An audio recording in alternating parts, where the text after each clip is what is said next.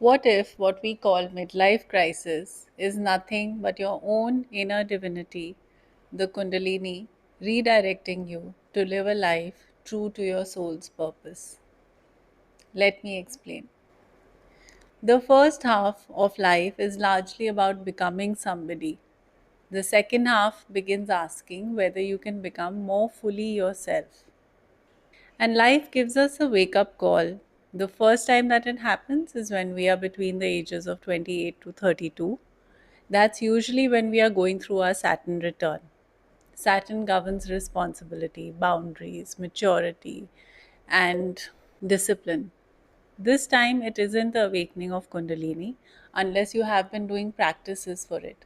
However, at this time, if we ignore what life is telling us and push through the matrix, then the next call comes approximately between the ages of 39 to 44 years of age.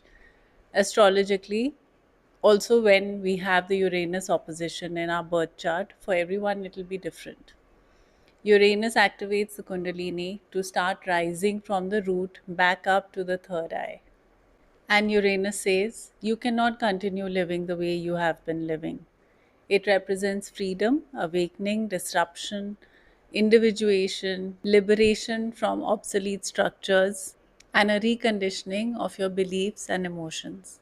When this happens, something inside you starts asking, is this actually my life? Am I being true to myself? So, anything that is not aligned with who your soul is meant to become will start falling away. And when we try to control the outcome or hold on to things or our old identity, that tends to cause problems in various areas of our life, depending on where this energy is finding resistance in your path upwards. I have explained the chakra system in my earlier videos and will attach the link below too. Sometimes these changes bring about certain illnesses as well to shake out deep seated wounds from within us. Sometimes they can be ancestral or even past lifetime energies. It usually manifests as changing careers, questioning marriage, suddenly wanting freedom, changing appearance, a spiritual awakening, or basically a dissatisfaction with things that you have been doing in the past. This is also the time when a lot of intense sexuality or unusual relationships tend to surface. Because when the Kundalini is moving through the sacral chakra, you will either fall into the pit of sexual relationships or you can use that energy to transmute it to a more evolved way of living. Imagine your body as a house.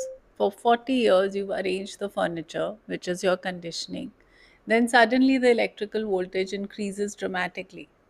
The electricity isn't necessarily bad, but the wiring may not be prepared for it.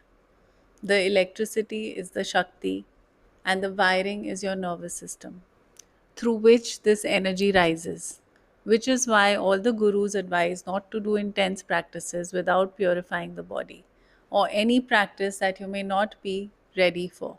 This energy itself is life force. But when it rises through blocked emotional and psychological material, it can bring everything unresolved to the surface. So essentially, at 30, you are asked, what kind of an adult are you going to become? At 42, Uranus says, now question the structure. So you can think of the two major passages as 29 to 30, Saturn return, build your life. 41 to 43, Uranus opposition. Is this truly your life? And it doesn't end here. If you still do not become aware of what this energy is asking you to do or what it is showing you, it causes more complications, and later in life, usually in your 60s or 70s, again, depending on which area this energy is stuck in, it will reflect as a major crisis. 58 to 60 is also when we have our second Saturn return.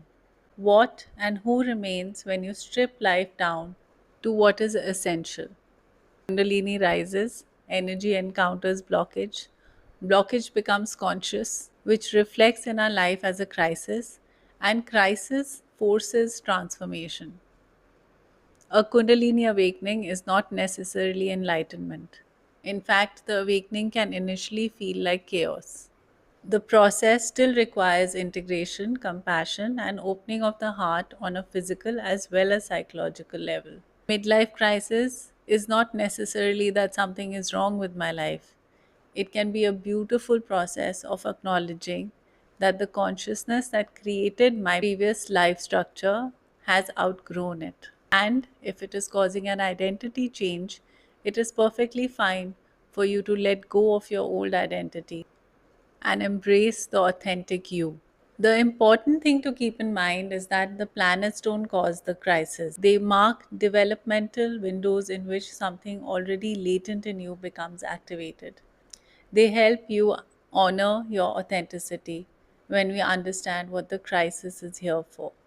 If you want more information on this, Barbara Hanklow's book, Astrology and the Rising of the Kundalini, goes much deeper into these topics, and it's a very interesting read. Have a wonderful day.